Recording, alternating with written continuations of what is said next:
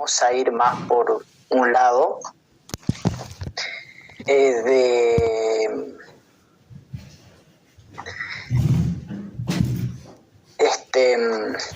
las últimas 2 unidades, ¿sí? Un poco más rápido esta vez, así ya la segunda hora intentamos llegar a hacer las 4 unidades que nos quedan. Ya mañana vamos a ver más dudas específicas y un par de consejos, de cosas que quiero que ustedes tengan en modo de apunte para que no se les pase de largo. Así que, bien, comencemos, chicos. Acuérdense, no tengan miedo, sobre todo para los que no pudieron hacer la clase pasada o la primera vez. No tengan ninguna clase de miedo de responder mal una pregunta, de decir algo mal o decir no entiendo. No soy la profe de biofísica, no me voy a enojar con ustedes, sino que la idea acá es sacarle todas las dudas posibles, ¿no? Bien, para empezar con la unidad número 1, vamos a hablar primero que nada de qué son las sustancias puras, ¿no? Para esto, nosotros sabemos que hay una definición que dice las sustancias puras que son las sustancias que no pueden ser fraccionadas a través de métodos físico-químicos comunes, ¿sí? Estas pueden ser simples o compuestas. Las simples son aquellas que son un solo átomo o molécula, como ya sabemos, cualquier elemento de la tabla periódica. Hidrógeno, oxígeno, calcio, nitrógeno, ¿sí? Y las compuestas están compuestas por 2 o más átomos, como ya sabemos. El agua, el alcohol, la sal, que sería cloruro de yodo, Después, en la primera unidad nosotros vamos a ver lo que son las mezclas, ¿sí? En las mezclas tenemos 2 clasificaciones, las homogéneas y las heterogéneas. Las mezclas homogéneas, como dice la palabra homo, ¿sí? Nos da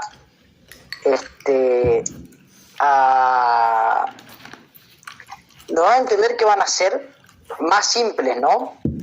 Que van a ir por una sola unidad, que vendrían a ser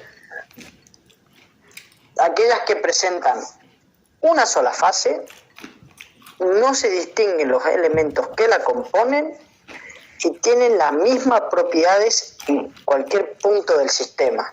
¿Sí? ¿Se entiende hasta ahí? ¿Algo que alguien no entienda? Sí. ¿Sí? Sí, entiendo. Ah, bien, perfecto, Clau. Bien. Si todos entienden, sigamos, chicos. Entonces ya sabemos que en los sistemas homogéneos va a haber una sola fase y no vamos a distinguir los elementos que la componen. A estas mezclas homogéneas también las conocemos como soluciones. Y perdonen si acá tomaron el apunte, me equivoqué yo por ir un poco más apurado. En los sintasa pura completa no entra el etanol, perdón, me confundí yo. Entra otro que ya sí les voy a decir. Dentro de las soluciones, sí entra el etanol en la sustancia pura. Sí entra el etanol, perdón. De las soluciones entra el alcohol iodado y el alcohol diluido. Esas sí son soluciones. ¿Sí? Alcohol iodado, alcohol diluido. También tienen el suero fisiológico o glucosado. Acuérdense, el glucosado lo ponemos como una opción de emergencia, ¿no? En el caso que tengamos que explayarnos o en una de esas dar un oral, pero no es un ejemplo que nos dio la profe en sí. También tenemos las sales de rehidratación, el hipoclorito de sodio, que es la lavandina, la iodopovidona, que es el Pervinox, y el plasma sanguíneo, que es la parte más líquida de la sangre, ¿sí?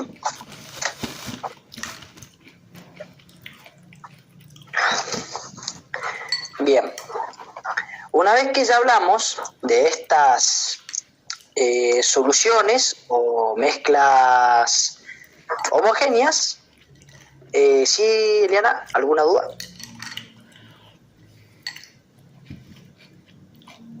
Cualquier cosa, chicos, pueden escribir por el chat también, ¿no? Tengo ahí para...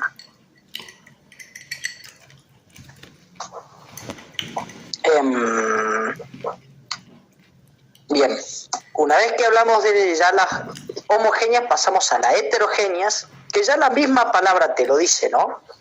La palabra hetero ya te está hablando que van a ser un poco más complejas porque va a combinar ciertas cosas, ¿no?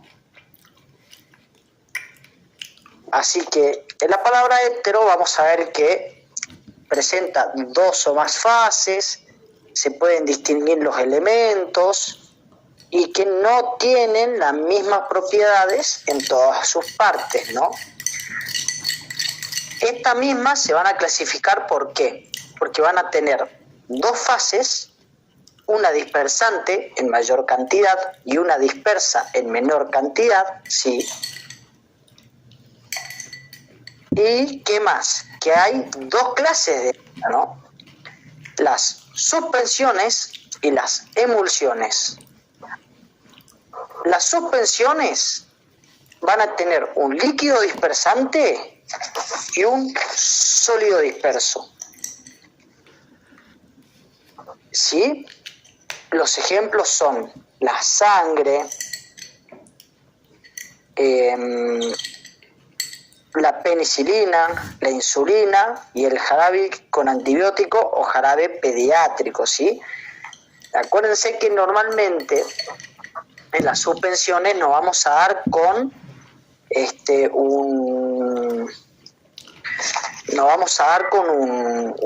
el sólido disperso va a ser mayormente en polvo, ¿no? ¿Sí? La penicilina tiene prácticamente un 80-85% de líquido dispersante y el otro 15-20% suele ser en polvo, el antibiótico en polvo, por lo cual por eso es tan fuerte el inyectable. La insulina lo mismo, los diuréticos también, suelen hacer bastante efecto. Ya saben, la sangre también, porque tiene los eritrocitos, ¿sí? Que son los glóbulos rojos, los cuales le dan esa consistencia a la sangre, le dan mayor viscosidad, son más sólidos. Lo mismo con los jarabes con antibióticos, suelen venir una parte, ¿sí? En polvo, la cual tenés que mezclarla al jarabe. Y hay también otros cuantos ejemplos. Ahora, también vamos a hablar de las emulsiones, que estos son dos líquidos invisibles, ¿no? Cuando hablamos de dos líquidos invisibles, vamos a hablar de dos líquidos que no pueden ser mezclados, ¿sí? Estos son como el agua y el aceite, como un ejemplo rápido. Cuando hablamos de las emulsiones, tenemos ejemplos como las cremas rehidratantes, tenemos otros ejemplos también, como por ejemplo los aceites minerales o vegetales, las vitaminas liposolubles y las vaselinas líquidas, ¿sí? También vamos a hablar de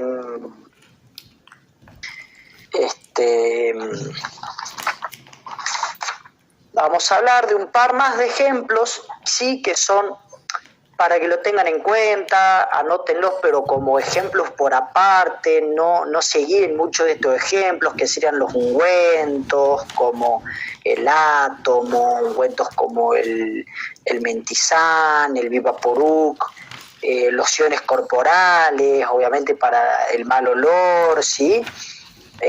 Ácido valproico o algunos jarabes también, ¿sí?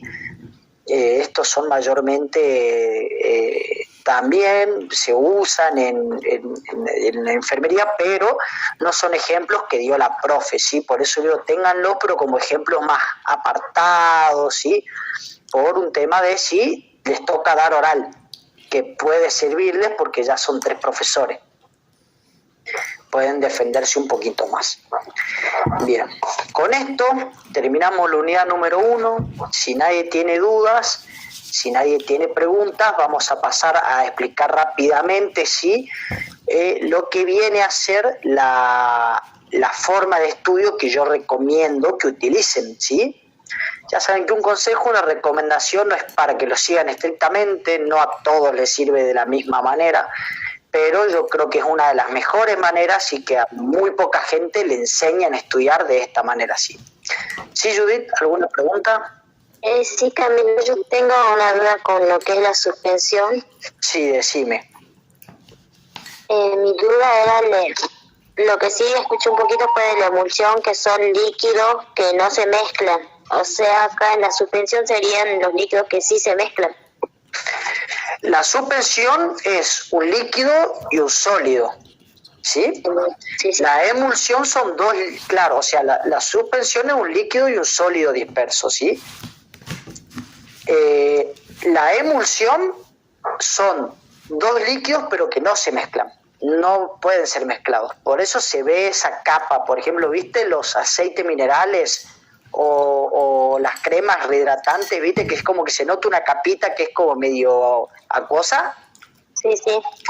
Bueno, esa capita medio acuosa se forma gracias al líquido, que en este caso va a ser el que se dispersa en menor cantidad, que como suele ser un semisólido, suele tener una reacción con el líquido y forman esa pequeña capa que es como que te da la separación. Es lo mismo, viste, que con el aceite y el agua, viste que vos le tirás aceite al agua y es como que vos lo podés sacar en una cuchara y se nota clarito esa capa. Sí, sí. Es igual. Por eso notamos esas capitas. También a veces la mayonesa te puede pasar que si le ponen mucho limón, se le nota también como una capa más líquida, también es lo mismo. Sí.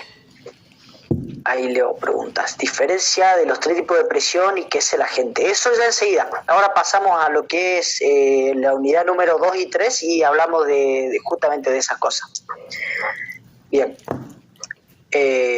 Pasamos rápido, chicos, ¿sí? No hay más preguntas de esta primera unidad, pregunto, ¿no?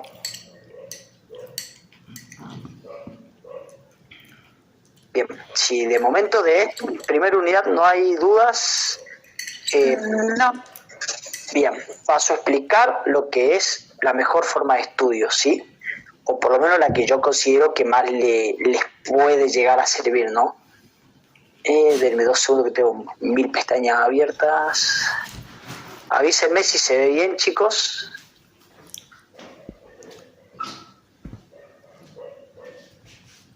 Quiero ver si esta vez me deja... No me deja... No sé por qué acá no me deja editarlo.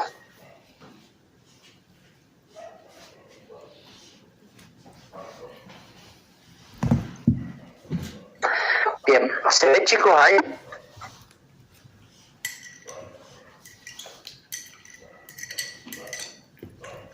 Perfecto.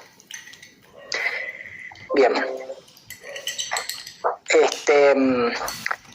Para darles un ejemplo rápido, ¿sí? Y para ver si entienden, la cosa es, primero entender de las palabras que estamos hablando, ¿no? Saber el significado. Es diferente significado a definición. Por ejemplo, si no sabemos qué son las sustancias puras, es decir, qué es puro, qué no es puro, qué es una sustancia, no vamos a saber de qué estamos hablando y no vamos a poder entender su definición, ¿sí? Ahora, si entendemos qué son las sustancias puras, se hace mucho más fácil. Una vez que sabemos el significado de la palabra, vamos a buscar su definición. La larga nos dice, o enunciado, que son las sustancias que no pueden ser fraccionadas a través de los métodos físico-químicos comunes, ¿no? Vamos a la típica, que es, voy a estudiar 5 horas seguidas, que nunca se estudian 5 horas seguidas porque estás 1, 2 horas, te vas a comer, te levantás con un vaso de agua, agarras el celu, te pones a ver un episodio de tu serie, un TikTok, lo que sea, y no te sirve de nada porque te distraes media hora, 1 hora, 1 hora y media, algunos 2, no te sirve y después estás a la apurada y esto lo lees en 15 minutos, 40 veces, y cuando estás leyendo Boyle, vos te vas a acordar de esto, te vas a acordar de este enunciado, pero en la pregunta, si en el examen te preguntan qué son las sustancias puras, no te vas a acordar. Por eso estudiar de memoria sinceramente no sirve. Es una mala práctica, ¿sí? El estudio de memoria solo le sirve a la gente que tenga lo que sería, creo que se habla de porcentaje, un porcentaje muy alto de memorización, o sea, de poder acordarse, pero de manera fotográfica. Es decir, que te dé memoria fotográfica, si no, no te sirve estudiar de memoria. Entonces, ¿cuál es la manera que yo recomiendo? Es buscar la palabra clave y armar una síntesis, ¿sí?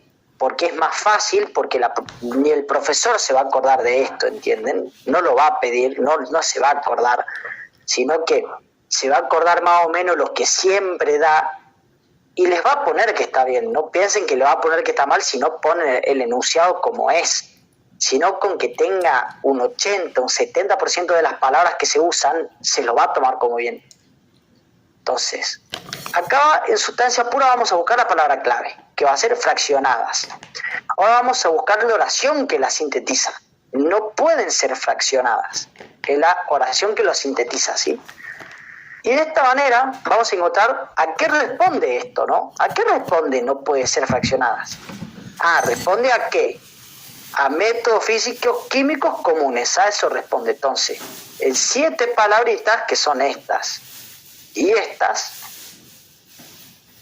tenemos la respuesta de sustancia pura, o sea, nos la ahorramos un montón.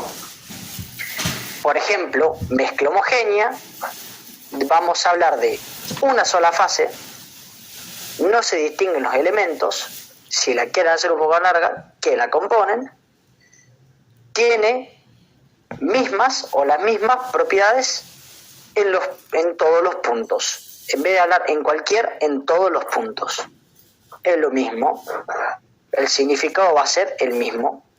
Así que, como ven, se pueden hacer mucho más fácil la manera de estudiar, porque con esto la recomendación también va, estudien 15, 20, 30 minutos, ¿sí? Descansen 5, 10, de vuelta estudien 15, 20, 30 minutos, descansen 5, 10, y así durante 1 o 2 horas. No se maten, no estén 1000 horas seguidas, porque se van a matar, no van a entender nada, no van a estudiar bien, y lo único que van a hacer es perder tiempo, ¿sí? Van a estar utilizando muchísimo tiempo en estudiar cosas que no le van a quedar.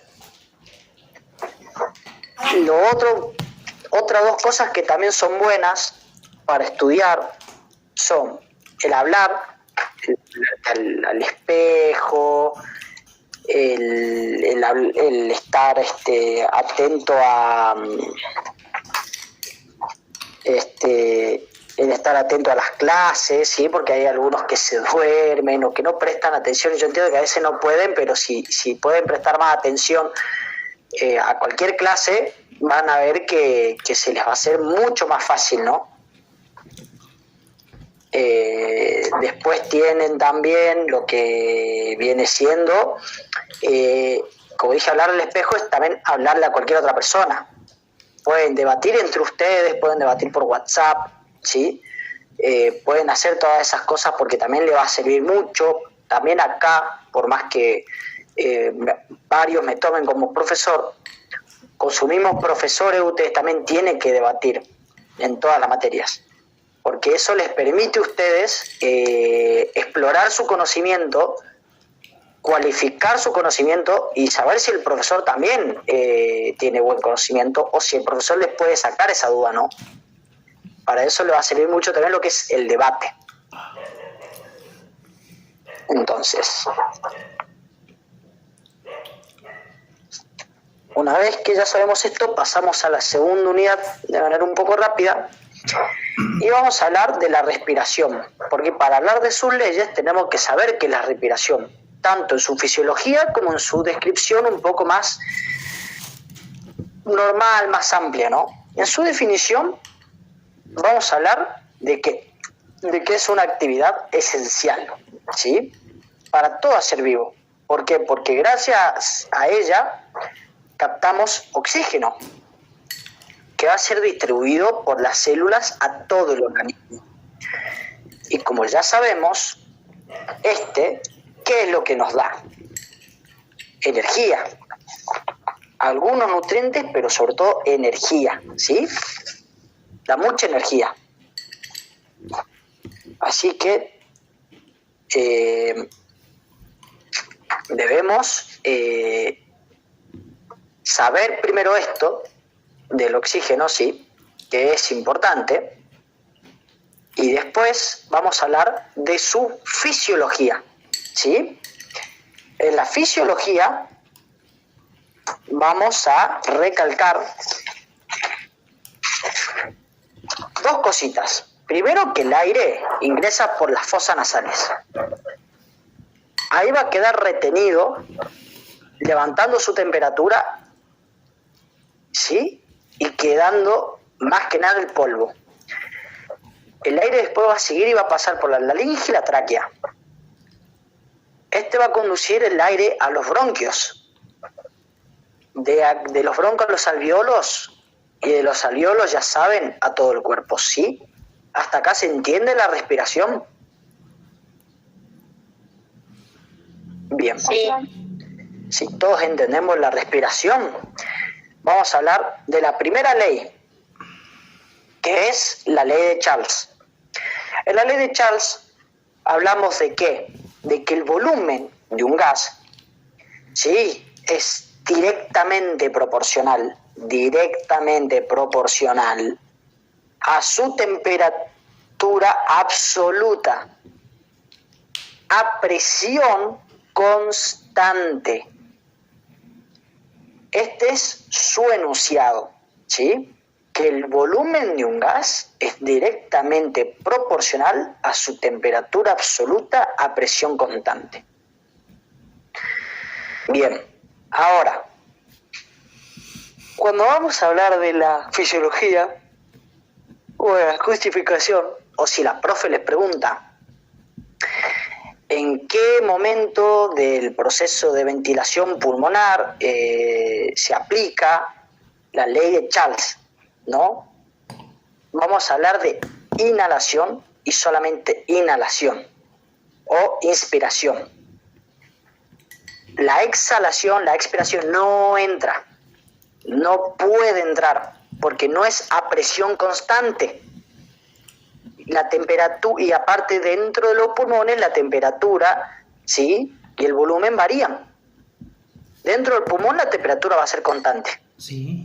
En las fosas nasales no, Claro. porque se enfrían más rápido. Exactamente. ¿Sí? Y el volumen y la presión varían en los pulmones. Hasta que lleguen ahí no, es constante. Así que, ya saben. Y para explicar la ley de Charles, el aire cuando ingresa a las fosas nasales va a ser calentado. Se va a mezclar con el aire intrapulmonar, van a tener los dos su misma temperatura y va a aumentar el volumen. Es decir, que van a tener su misma temperatura y el mismo volumen. ¿Para qué? Para poder facilitar el ingreso a los pulmones, ¿sí? ¿Esa es toda la explicación? Es la ley de Charles. La ley de Dalton, ahora, esta es una ley que habla de la ley de presión parcial. Esta ley lo que dice es que la mezcla de los gases, cada gas en esta mezcla va a ejercer su propia presión como si los otros gases no estuvieran presentes.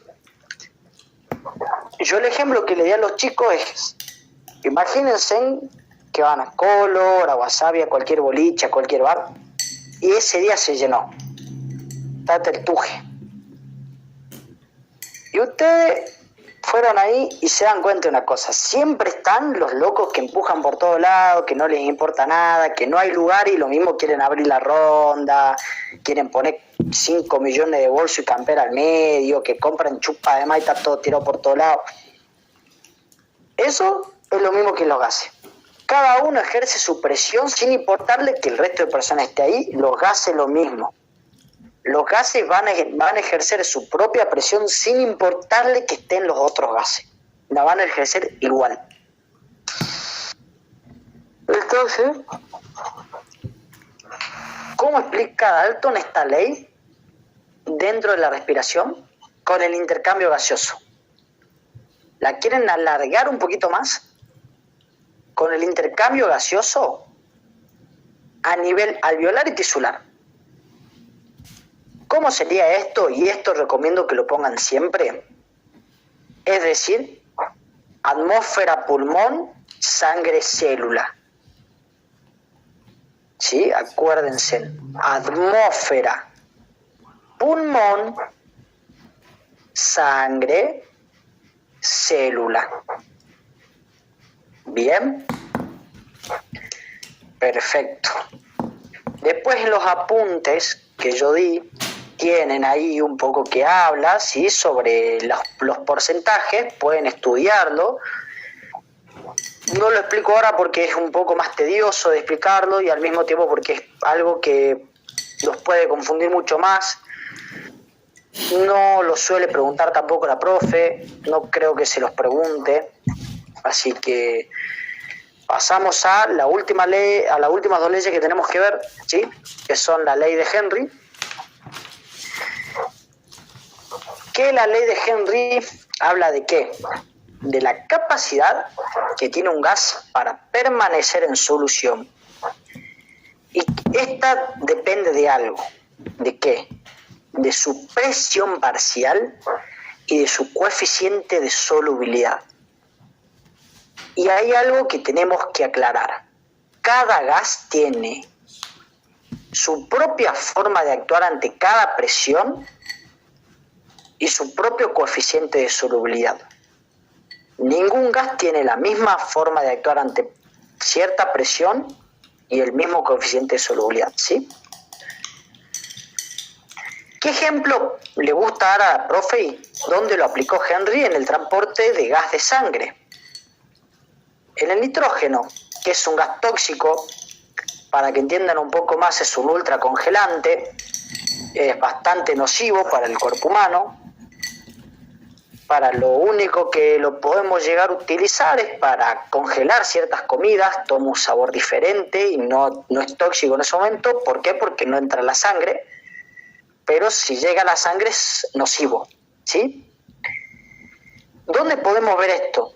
Ya que tiene un bajo coeficiente de solubilidad, por lo cual no puede ser transportado por la sangre. ¿Por qué? Como tiene un bajo coeficiente de solubilidad, significa que a presión normal, es decir, la presión atmosférica común, no se disuelve, ¿sí? Pero ¿qué pasa en el caso de los buzos, los mineros bucistas y los submarinistas que van muchos niveles bajo el mar? En este caso, cada 10 metros bajo el mar, tenemos la presión de 10 atmósferas, es decir, cada vez que bajamos 10 metros tenemos mucha presión atmosférica. Ahí en ese momento el nitrógeno empieza a disolverse, ya que al haber mucha más presión, ¿qué es lo que pasa? El oxígeno deja de ser soluble, porque no tiene un buen coeficiente de solubilidad. Y empieza a ser transportado el nitrógeno porque empieza a ser soluble, subió su coeficiente de solubilidad. Entonces, lo que esto nos provoca es una narcosis por nitrógeno, es decir, una sobredosis de nitrógeno, ¿sí? Y nos empezamos a morir, ya está infectando la sangre y todos nuestros órganos, ¿sí? A medida que nosotros ascendemos a la superficie, como la coeficiencia de solubilidad baja, ¿sí?, el hidrógeno se desprende de la solución, se va a empezar a desprender, ¿sí?, de nuestro sistema y se elimina a través del aparato respiratorio. Empezamos a eliminar. Pero el ascenso no tiene que ser rápido y no tiene que ser desde punto A a punto B, es decir, abajo hacia arriba. No debe ser directo. ¿Por qué? Porque si nuestro ascenso es rápido y directo, nosotros vamos a bajar muy de repente el coeficiente de solubilidad y vamos a desprender burbujas, lo que va a producir una embolia gaseosa, es decir, tapamos las arterias, tapamos las venas. Pero si nosotros subimos por la superficie de manera lenta y progresiva, vamos a evitar que esto pase, ¿sí? Y bueno, entramos ya a la cuarta ley, la última, que es la ley de Boyle, que es con la que se confunden, ¿sí? Muchos se confunden con esta ley. Bien, la ley de Boyle nos explica una cosita, que el volumen de un gas es inversamente proporcional a su presión a temperatura constante. Supongo que ya se dieron cuenta con qué se confunden y con qué confunden Dalton y con qué confunden Charles. ¿Por qué digo esto? Porque hay tres palabritas que al estudiar de memoria las confunden y ya se pierden en qué ley estoy hablando. Y por eso yo dije, si ustedes estudian de memoria, cuando les toque ley de Charles, al estudiar de memoria van a pensar en la ley de Bohr. O van a pensar en la ley de Dalton. Y hay muchos que le tocó ley de Charles. ¿Y qué pusieron en la prueba? Ley de Boyle. Entonces, la ley de Boyle nos dice una cosa. El volumen de un gas es inverso a su presión a temperatura constante. Es decir, mayor volumen, menor presión. Esto va a ser igual a ¿qué? A una temperatura constante, o sea, la temperatura tiene que ser constante. Acordémonos que de forma interna el cuerpo tiene su termorregulación, es constante. ¿Cómo lo explica Boyle? O bueno, en realidad no lo explica Boyle, sinceramente yo prefiero decírselo así, contarle la verdad. Boyle no hizo esta ley para que sea explicada en la medicina, sino que un médico agarró esta ley y la explicó en su tesis, en una tesis final, que este médico decía que la inspiración se produce cuando el diafragma, es decir, el diafragma intercortale, toda la cavidad torácica se expande, ¿sí? De esta manera aumente el volumen para que la presión intrapulmonar disminuya, ¿sí? Entonces, como aumente el volumen y la presión disminuye, se está cumpliendo esta ley. De esta manera facilita el ingreso de aire a los pulmones. En la expiración, los músculos se relajan y se comprimen, es decir, la cavidad torácica se comprime, aumentando la presión pulmonar, disminuyendo el volumen, dejando que el aire salga a la atmósfera. Entonces, ¿en qué proceso de la ventilación pulmonar encontramos la ley de Boyle? En la inspiración y en la expiración. Acuérdense, cambio volumen por presión. En un momento hay más volumen y menos presión, en otro momento hay más presión y menor volumen. En la inspiración hay más volumen y menor presión para que ingrese mayor cantidad de aire, y en la expiración hay mayor presión y menor cantidad de volumen para expulsar el aire, ¿sí? Bien. Ahora, chicos, ya enseguida paso el link, ¿sí? Ya que quedan 10 minutos, voy a dar ahí nomás el repaso de la unidad 3, que también es rapidito, es corto. Ahí voy a hablar de tensión superficial y agente surfactante, que voy a buscar un poco en internet porque la profe no nos dio mucho, la verdad, para explicárselo un poquito mejor. Y vamos a pasar a las otras unidades, ¿sí? Que también son un poco cortas, no son muy largas. Yo creo que hoy podemos terminar con estas unidades. Mañana, ya sí hablo sobre el tema de mañana, cómo vamos a hacer. Y el lunes también, ¿sí? Así que estén atentos. Ya enseguida nomás les paso lo que viene a ser la segunda clase de hoy. Así que, porfa, conéctense, chicos.